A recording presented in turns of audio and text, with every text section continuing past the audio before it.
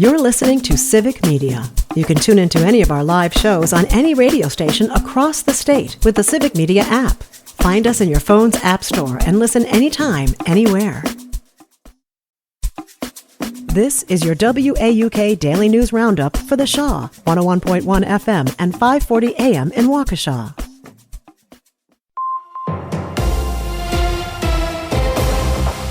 For 540 WAUK News, I'm Stuart J. Waddles. The Wisconsin State Fair starts today, kicking off 11 days of music, animals, rides, and lots of food options.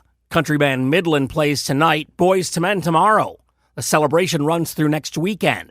Federal prosecutors are rejecting Milwaukee County Judge Hannah Dugan's defense that she's immune from prosecution in her obstruction case. They argue the law doesn't support that reasoning. UrbanMilwaukee.com reports there was a filing in the case this week from prosecutors.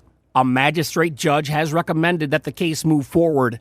Judge Lynn Edelman will make the final call on whether it goes to trial. There's no date yet on that decision.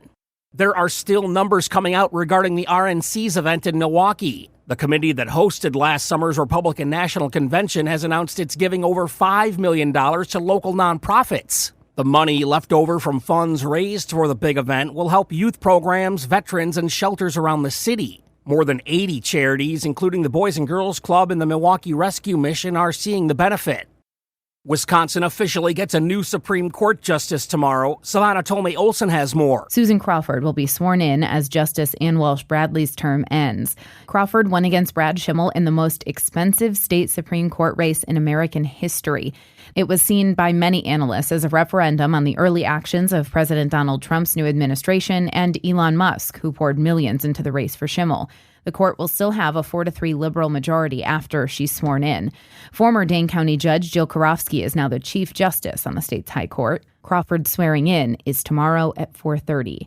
Next year, conservative Justice Rebecca Bradley is up for re-election. Democrat Chris Taylor has already announced she's running to unseat Bradley. Larry Sabato has chimed in on the governor's race. The University of Virginia's Center for Politics crystal ball now rates the Wisconsin governor's race as a toss-up after Governor Tony Evers announced he's not running again. The open seat contest adds uncertainty, though Democrats have reason to be hopeful, like a recent big win in a state Supreme Court race. Democrat Lieutenant Governor Sarah Rodriguez has officially jumped in, and Milwaukee County Executive David Crawley says he's gearing up to join the race. On the Republican side, Washington County Executive Josh Schoeman and businessman Bill Berrien have already declared their campaigns. And that's news on 540 WAUK. I'm Stuart J. Waddles. The Packers prepare for family night. Hi, I'm Mike Clemens with sports. The Green Bay Packers holding practice in pads. On Saturday, they're expecting a sellout for family night at Lambeau Field. Second-year running back Marshawn Lloyd is out with a groin injury. Baseball, the Brewers traveling to D.C. today. They'll face the Washington Nationals tomorrow night. The Crew losing to the Cubs 10-3 yesterday. They won the series 2-1, but fell short of a sweep. Pitcher Freddie Peralta. I'm happy because we won the series, but, my goal for today was just trying to give my best to sweep them, but, Peralta giving up 5 earned runs in just 4 innings, his worst start of the season. His first pitch of the game, a home run. Freddie always gives you a chance. He did some good things. He'd like to have that one pitch back. I don't mind that the kid hit the first pitch out of the park, but we got deeper into it. Walking people, that's not part of his gig. That's not the best Freddie when he walks people. That's Brewers manager Pat Murphy. With sports, I'm Mike Clemens. On your entertainment beat, I'm Pete Schwaba. As fun as superhero and big franchise films can be, it's refreshing when some critically acclaimed films hit the big screen, especially a comedy. The Naked Gun is the much-anticipated remake of the native Wisconsin Zucker Brothers classic. The film stars Liam Neeson and Pamela Anderson. Without having seen the movie, I'm going to go out on a limb and say that it appears for once that Liam Neeson will not kill a bunch of people who mess with his family. But if he does continue the tradition, it should be hilarious. The comedy is pulling an incredibly impressive 92% on Rotten Tomatoes. To clarify, yes, a comedy is actually playing on the big screen this weekend, and critics love it. Savor this moment, people. The Bad Guys 2 follows your favorite felons as they try to reform themselves, but wouldn't you know it, and darn the luck, they get pulled into another caper, but this time by bad girls. I should mention this is a family film. Have a great weekend, everybody. See you at the movies. If you're an actor and only interested in kissing your wife on screen, well, it would help if she's an actress, and a good one. Otherwise, you might miss out on some jobs. Sex and the City and Yellowstone actor Neil McDonough refuses to kiss any woman who is not his wife, even for big bucks. He says sticking to his principles has cost him work and that show business turned on him for a while. The Suits actor says he was fired from a shoot for refusing to do an intimate scene, and after that, he felt like less of a man in terms of who he was, his livelihood, and says he lost his acting swagger. He also says he started to drink. He did, however, eventually make a comeback despite his contractual stipulations. Producer Graham Yost did Neil a solid and cast him in Justified. McDonough told the Nothing Left Unsaid podcast that his wife doesn't even have an issue with him not doing those type of scenes.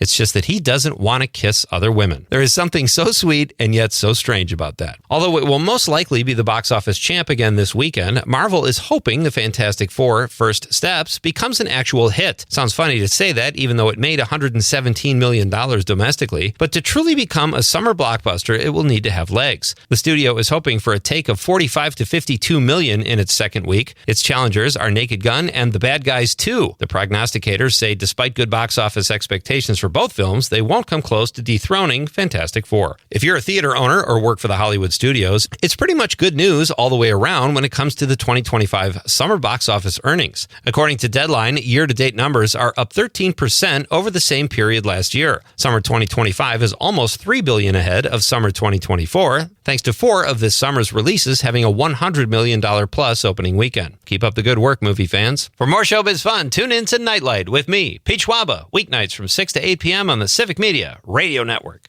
It is going to be mostly sunny today. Our high right around 74 this afternoon. Tonight, it'll be clear with a low of 65. Tomorrow, mostly sunny with a high right around 75. I'm meteorologist Sean Cable. Current temp 62. That's your WAUK Daily News Roundup from Civic Media.